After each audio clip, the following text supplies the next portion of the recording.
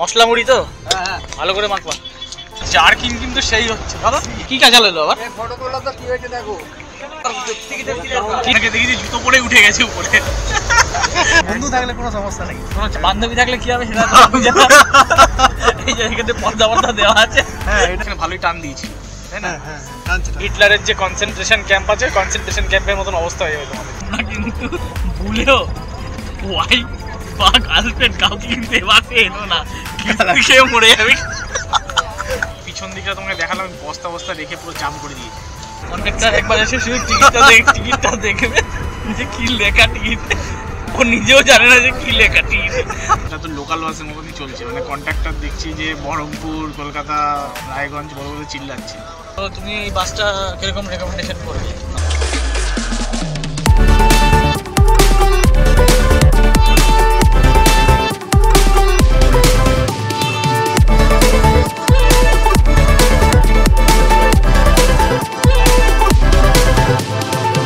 নমস্কার বন্ধুরা, আজ আমরা যাত্রা শুরু করছি শিলিগুড়ি থেকে কলকাতার একটি নন এসি বাসে।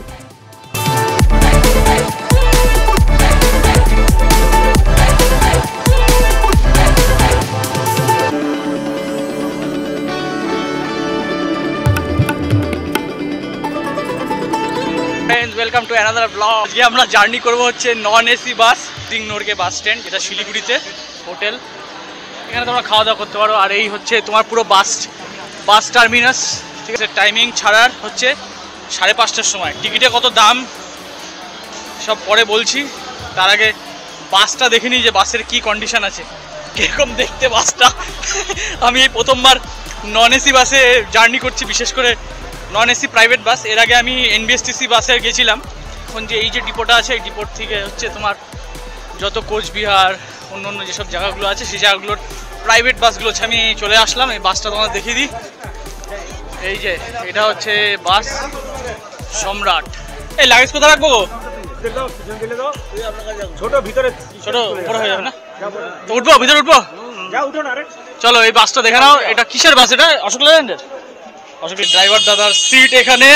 আর হ্যাঁ, এই হচ্ছে ইন্টেরিয়ারটা দেখাই। নন এসির ইন্টেরিয়ার দেখো তোমরা। তো এইটা হচ্ছে সিটিংটা মোটামুটি খারাপ না, ভালোই সিটিং। আর এটা হচ্ছে স্লিপার কত আমাদের নাম্বার আছে? 3-4 না? তো এটাই তো 3-4 নাকি? এটাই 3-4 আছে। লাল রঙের পর্দা আর উপরে ছোট লাইট জ্বলছে একটা। এই নিচে সিট আর উপরে হচ্ছে স্লিপার। এটা 2x1 স্লিপার, 2x2 স্লিপার না? ও 2x2 স্লিপার, সরি 2x1 না, 2x2 স্লিপার। মাথায় লাগলো নাকি? যাক ঠিক আছে। আর এখানে পিছনে বস্তা রাখা দেখতে পাচ্ছি, মানে সামনে একদম সামনের যে স্লিপারটা সেটা পেয়েছি আমরা। এই বাসে তোমরা কিন্তু কোনো জল ফল কিছু এক্সপেক্ট করো না, ঠিক আছে? কেন কি এই বাসে তোমরা যে যাবে কলকাতা অবধি এইটাই অনেক। কি নিচে রে। তবে এখন শীতকাল বলে আমরা ট্রাই করছি এই বাসটা। অ্যাকচুয়ালি গরমকালে আমার মনে হয় না এই বাসে যাওয়াটা ইজি হবে। তো তোমরা যারা নন এসি বাসে একটু ট্রাভেল করতে চাও, ঠিক আছে, এই টাইমটা হচ্ছে আইডিয়াল টাইম টু ট্রাভেল, ঠিক আছে? তোমরা এই যে বাসটা দেখলে, এই বাসের টিকিট কোথা দিয়ে সংগ্রহ করবে সেটা দেখাচ্ছে। সেটা হচ্ছে এই যে তেনজিং নোরকে যে বাস স্ট্যান্ডটা আছে, এই বাস স্ট্যান্ডের জাস্ট একদম পাশেই এইটা হচ্ছে কাউন্টার। এইখান থেকে তোমরা কালেক্ট করতে পারবে তোমাদের বাসের টিকিট বিভিন্ন জায়গায় যাওয়ার। এই বাসগুলো এই সাইডে, আর এই সাইডে হচ্ছে তোমাদের যত প্রাইভেট বাস আছে সব।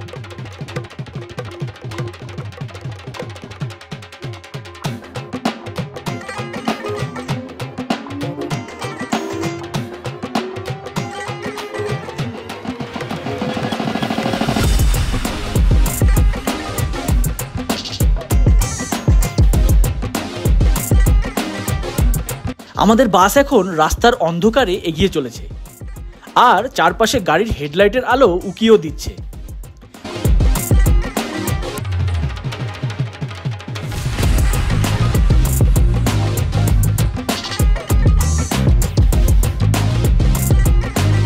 আমাদের বাস মাঝে মধ্যেই হালকা ঝাঁকুনিও দিচ্ছে।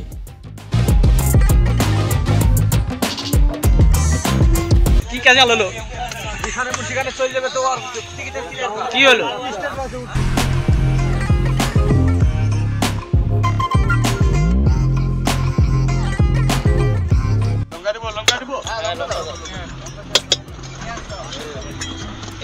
উঠলা তুমি?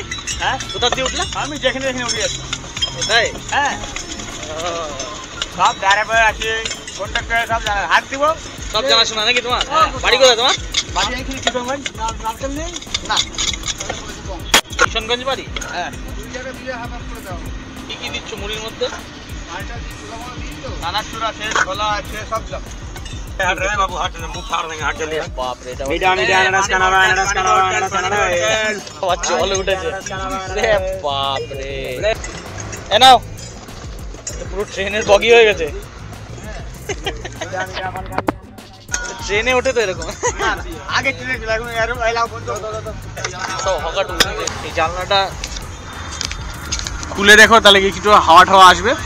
হ্যাঁ, জায়গাটা মোটামুটি ভীষণই ছোট। কেন কি আরেকটা জিনিস হচ্ছে, দেখো আমরা মানে চাপাচাপি করে দুজন শুয়ে আছি, ঠিক আছে? এটা ধরে নাও তুমি দুজন আননোন লোকের সাথে যদি শেয়ার করো না, খুব খারাপ লাগবে। হ্যাঁ, খুব সেখানে কোনো পার্টিশনও নেই, যেটা ভলভো বাসে আছে। ভলভো বাস আর এই বাসে অনেক ডিফারেন্স আছে। অনেক প্রাইসটা আমি তোমাদের বলে দিই। সেটা হচ্ছে, আমরা এটা অ্যাকচুয়ালি ভাড়া চাইছিল হচ্ছে 700 রুপিস, 700 টাকা, বাট আমরা 600 টাকা দিয়ে এটাকে বুক করেছি। আর নিচের যে সিটিংটা আছে ওটা মনে হয় যত মনে 500 টাকা। হ্যাঁ, বাগডোগরা থেকে এবারে ডালখোলা রোডটা ধরা হচ্ছে। দেখা যাবে ম্যাক্সিমাম তুলেছে 91।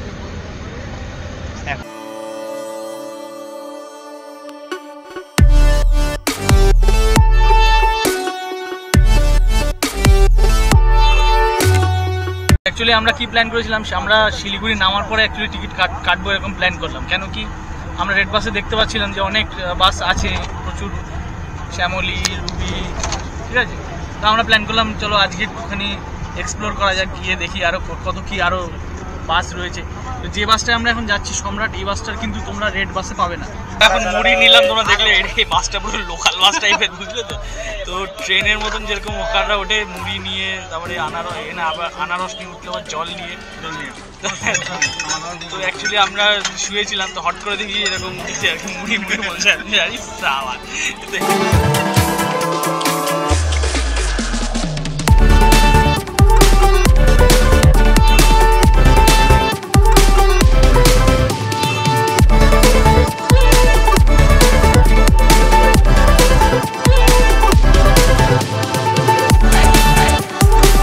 বাস এখন ডালখোলায় ডিনার ব্রেকের জন্য থেমেছে। এখানে রাস্তার ঠিক বিপরীতে একটি লাইন হোটেল রয়েছে। আমরা সেখানেই আমাদের রাতের ডিনারটা সেরে ফেলেছিলাম।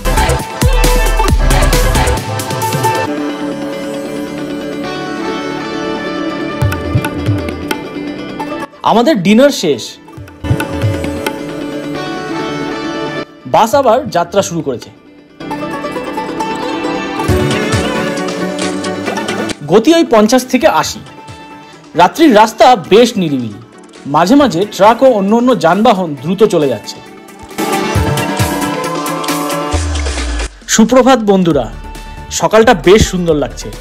প্রায় 12 ঘন্টার যাত্রা শেষ করে আমাদের বাস আর একটু পরেই থামবে। এই ছিল শিলিগুড়ি থেকে কলকাতার নন এসি বাস যাত্রার অভিজ্ঞতা। তোমাদের কেমন লাগলো অবশ্যই কিন্তু তোমরা কমেন্টে জানিও। এই বলে আমি আজকের এই ব্লগটা এখানেই শেষ করলাম। ধন্যবাদ।